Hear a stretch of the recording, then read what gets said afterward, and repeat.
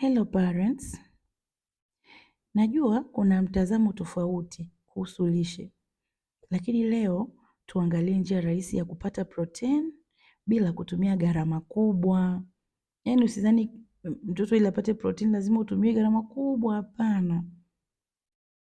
Leo nataka tuongelee hivi vitu vya bei rahisi.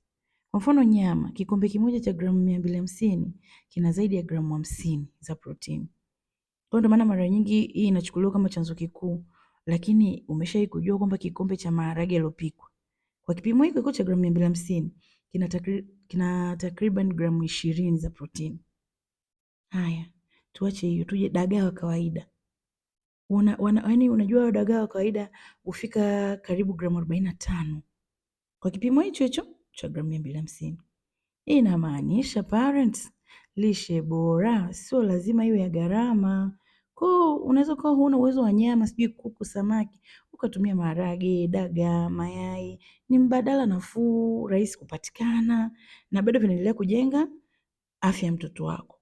So, hakikisheni kila siku mnaweka protini, msitafute sababu. Yaani hakikisha mnaweka protini kwenye sahani ya mtoto wako. Kama una uwezo ndio hizo nyama, sijui samaki, sijui nini, lakini badala yake ndio huo unaweza kutumia dagaa, maharage. Bila kusahau jamani, bidhaa zetu za Sweetlishe zinapatikana kwa mawakala wetu wote. Kama hujawahi kujaribu unga wetu kwa mtoto wako, unamnyima haki zake za msingi.